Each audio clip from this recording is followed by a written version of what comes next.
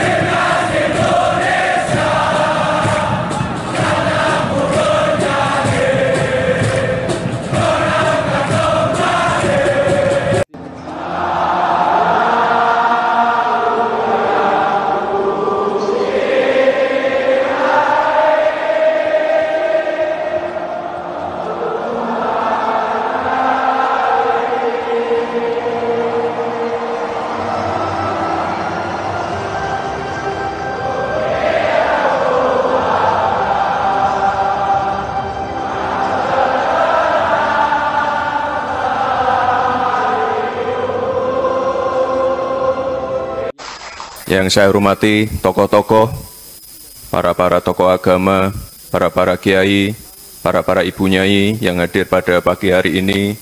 Selamat pagi semua ibu-ibu.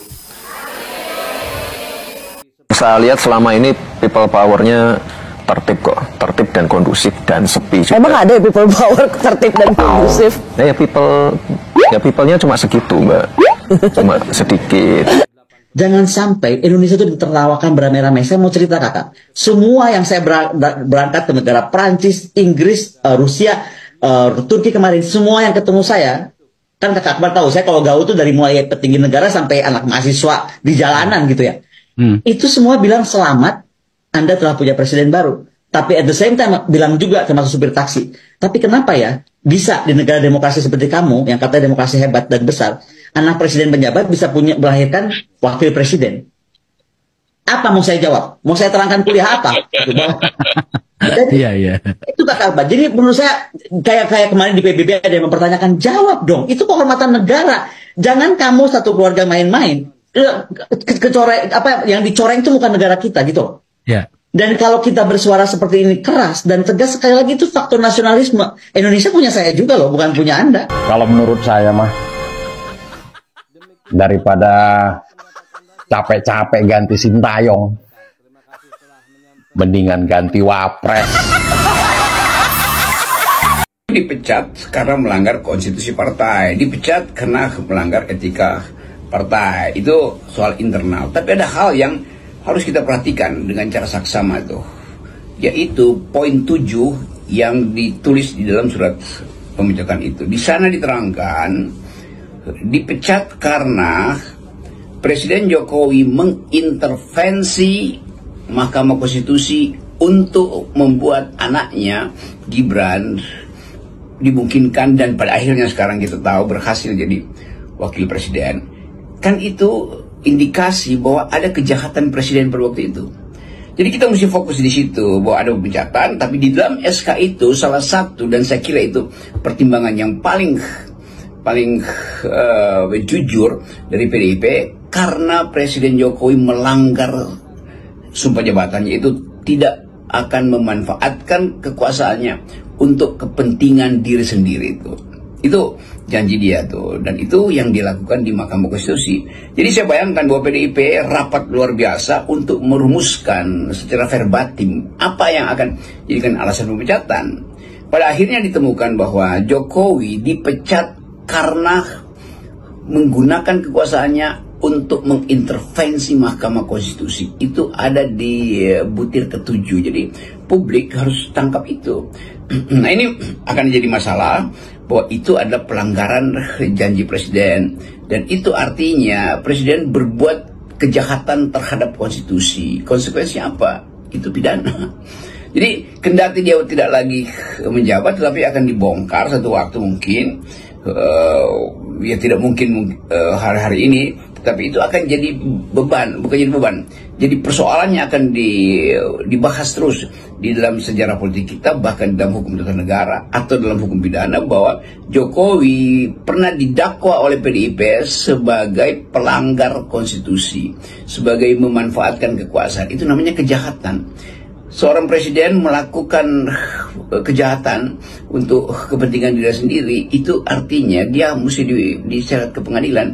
Jadi prinsip-prinsip ini, prinsip-prinsip habeas corpus ini harus diperhatikan oleh penegak hukum tuh. Karena PDIP sendiri yang menulis di dalam butir ke-7 itu bahwa kader dia yang adalah presiden pada waktu itu melakukan kejahatan dengan menggunakan kekuasaannya untuk mengatur Mahkamah Konstitusi. Nah, itu soal yang memungkinkan kita lihat bahwa selanjutnya ini akan jadi skandal itu.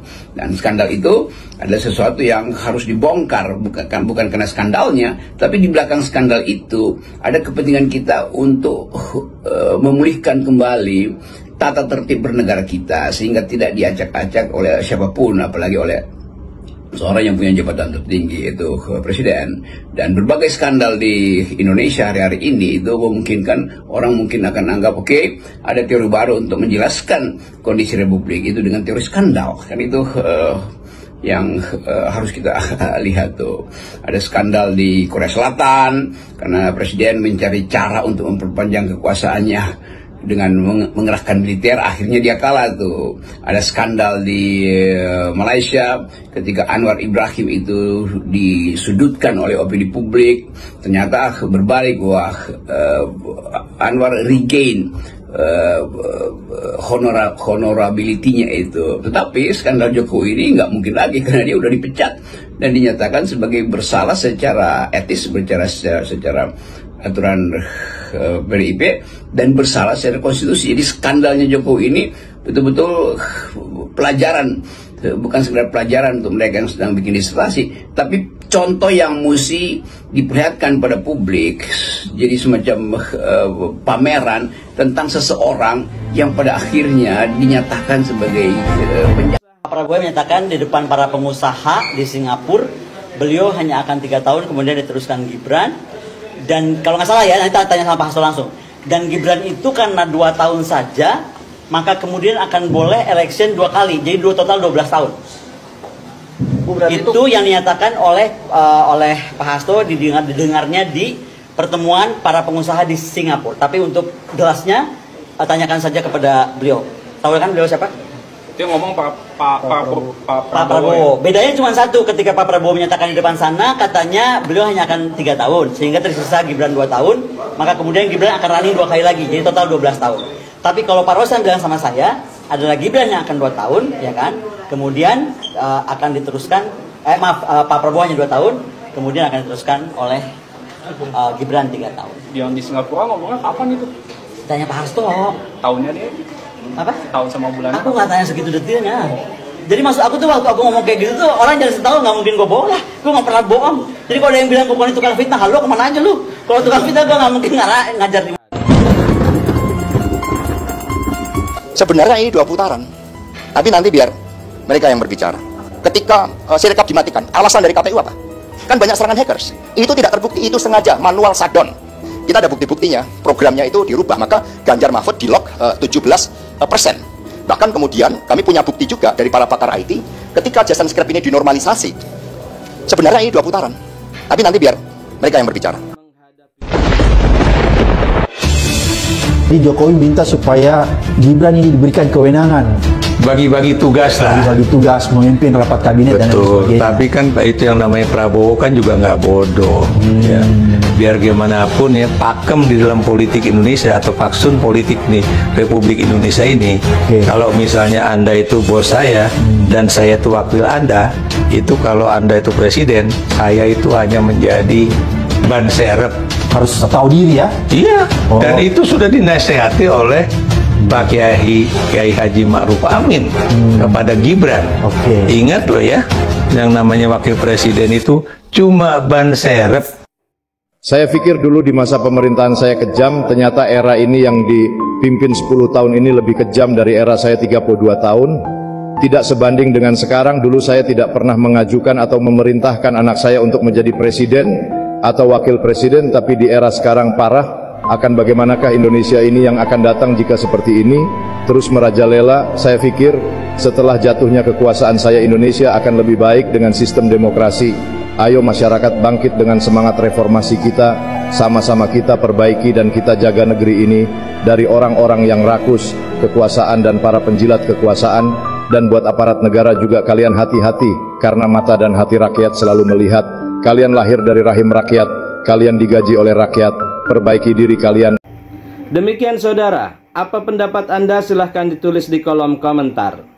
Terima kasih telah menyaksikan video ini sampai selesai. Salam hormat. Wassalamualaikum warahmatullahi wabarakatuh.